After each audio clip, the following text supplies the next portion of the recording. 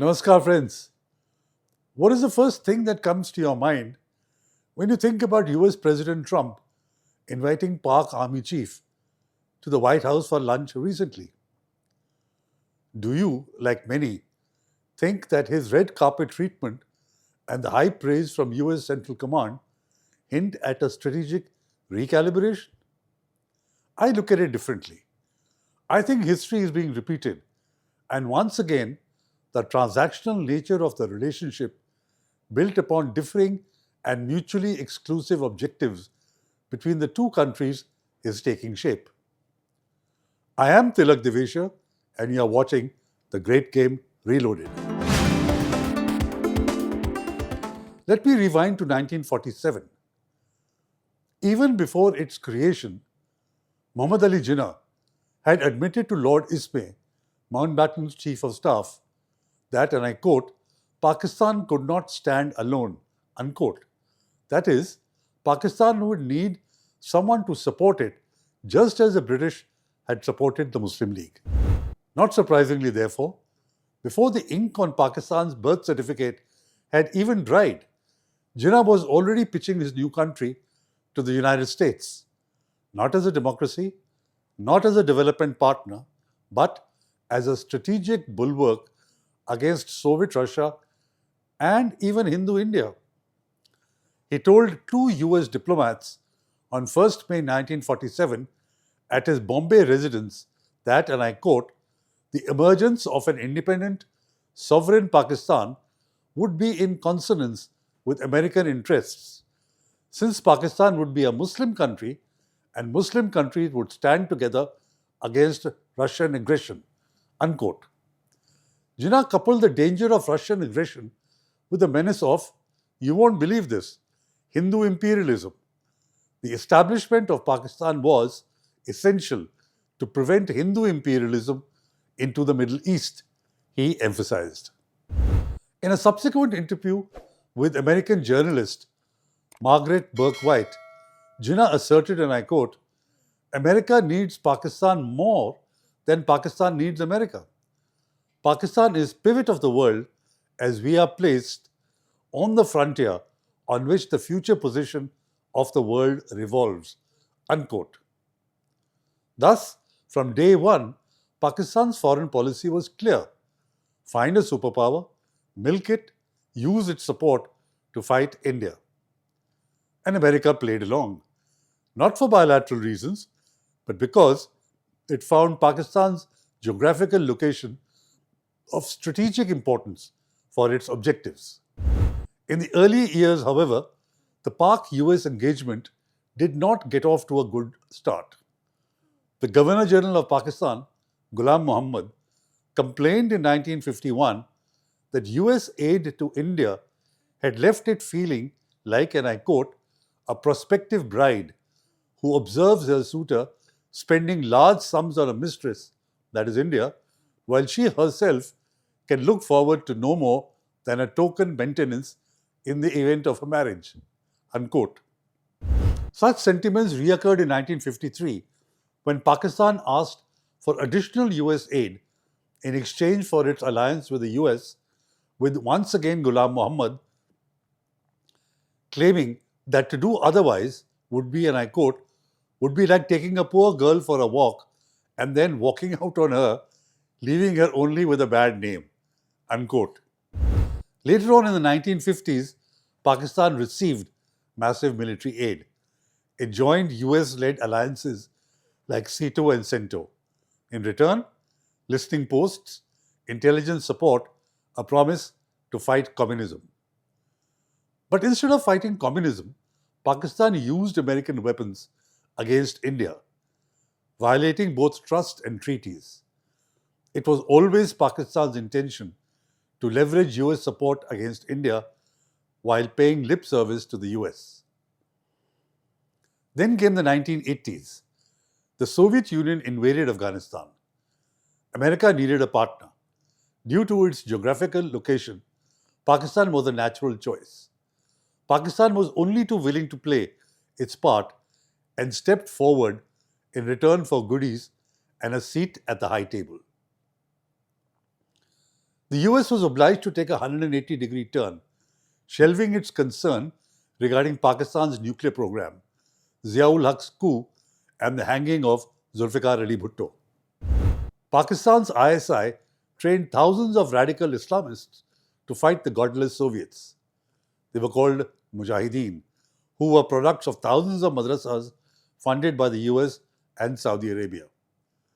Many radical Islamists came from all over the Islamic world to take part in the Soviet jihad. One such was Osama bin Laden. The goal? For the US, it was to bleed the Soviets and make Afghanistan the graveyard for the Soviet Union. For Pakistan, to install an Islamic government in Kabul that would accord priority to Pakistan's security interests, especially recognizing the Durand Line. But the cost? The US would pay a heavy price because the extremists they funded would later declare war on the West. But in the 1980s, the growth of Islamic radicalism was just a blip. And in any case, they were the ones fighting the Soviets. Pakistan, too, paid a heavy price.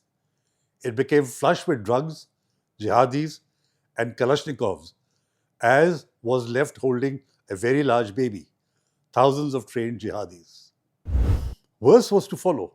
After the Soviet withdrawal from Afghanistan, nuclear concerns kicked in. US assistance to Pakistan ceased between 1991 and 2001, and the sanctions became harsher after the 1998 nuclear explosion by Pakistan and General Musharraf's coup against the Nawaz Sharif government in 1999. 9/11 changed the dynamics of Pakistan-US relations again, just as they had in the 1980s. It led to a third Pakistan-US alliance, and the triple-layered sanctions that the US had imposed in the 1990s were set aside. Pakistan once again became a frontline state and a strategic partner. US President Bush lifting sanctions, waiving debt, and giving Pakistan over $30 billion in aid was matched by Musharraf, allowing Pakistan to become a base for the war in Afghanistan and in the hunt for Osama bin Laden. However, there continued to be deeply divergent objectives. For the US, while the Al-Qaeda was the real enemy, the Taliban were accomplices. Both needed to be targeted because they represented violent extremist threats. For Pakistan, the Taliban were strategic assets, since they did Pakistan's bidding in Afghanistan. Hence, the Pakistan military sought to protect them by giving them sanctuary and assistance with which to continue fighting against the US and NATO troops. Thus, once again, Pakistan played both sides. On the surface, it helped the US hunt Al-Qaeda. Behind the scenes, it sheltered the Taliban. It armed the Haqqani network. It provided safe havens for terrorists. Even Osama bin Laden, the world's most wanted man, was found living next to a Pakistani military academy in Abbottabad. In 2011, America's patience snapped. Admiral Mike Mullen, chairman of the US Chiefs of Staff, who had made 26 trips to Pakistan and considered Army Chief Kayani a friend, testified in Congress, and I quote, "The Haqqani network acts as a veritable arm of Pakistan's ISI. Support for extremist groups, including the Haqqani network and anti-India terror organization Lashkar-e-Taiba, were part of Pakistan government's policy and served Islamabad's interests. Support for terrorism is part of Pakistan's national strategy." Let me repeat that. Support for terrorism is part of Pakistan's national strategy. And yet, the US money kept flowing. Why? Because America convinced itself that Pakistan was too dangerous to fail, too nuclear, too unstable, too close to China, that the Pak army was the only bulwark against radical Islamists taking over a nuclear-armed country. In other words, blackmail. Pakistan threatened collapse if aid stopped. It was a toxic cycle of bribery, betrayal, and bluff. So the US paid up. Here's a fact check. Since 9/11, Pakistan received over $33 billion in US aid. During the same period, terrorist sanctuaries in Pakistan expanded. Anti-American sentiment in Pakistan has grown, not shrunk. According to Pew surveys, a majority of Pakistanis believe the US gives them no aid at all. Let that sink in. Among the key reasons for the failure of its policy was that the US did not see and deal with Pakistan bilaterally, but through the prism of a supposedly larger and immediate objective. To fulfill the larger objective, the US needed to leverage Pakistan's strategic location and so neglected and compromised its own crucial long-term goals.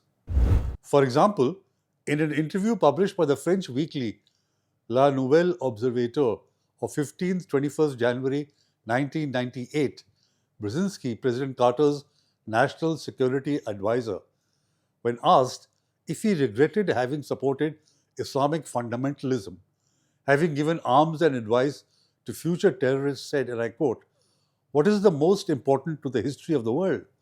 The Taliban or collapse of the Soviet Empire? A few crazed Muslims or the liberation of Central Europe and the end of the Cold War?" No one could have put the US perspective on focusing on an immediate objective but ignoring its consequences in a better fashion. Meanwhile, Pakistan continued its game. It helped the Taliban return to power in Kabul in August 2021 after covertly supporting them for 20 years, despite being a part of the US war on terror. It still shelters terror groups like the Lashkar-e-Taiba and the Jaish-e-Mohammed, and it still dreams of using America's money to fund its anti-India agenda.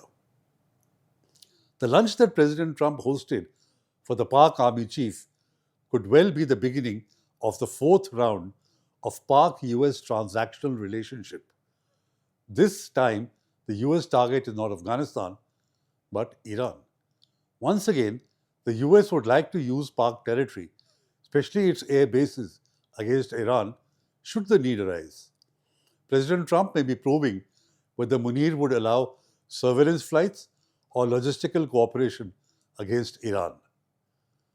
For its part, Pakistan would like to use US largesse to replenish its military losses against India during Operation Sindoor.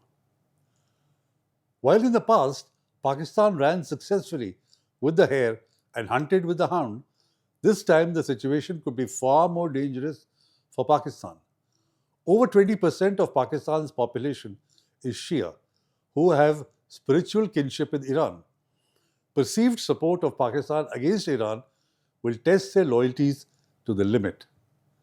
Given the concentration of Shia population in vital pockets in Pakistan, this could make the situation volatile, if not explosive. Moreover, let's not forget that just a few years ago, President Trump himself accused Pakistan of offering, quote unquote, nothing but lies and deceit. Former President Joe Biden later called Pakistan, and I quote, one of the most dangerous nations in the world, unquote. Think about that. Thank you for watching. Please like, share, and comment. See you soon with another episode and anecdote. Till next time, I am Tilak Devasher. Namaskar and Jai Hind.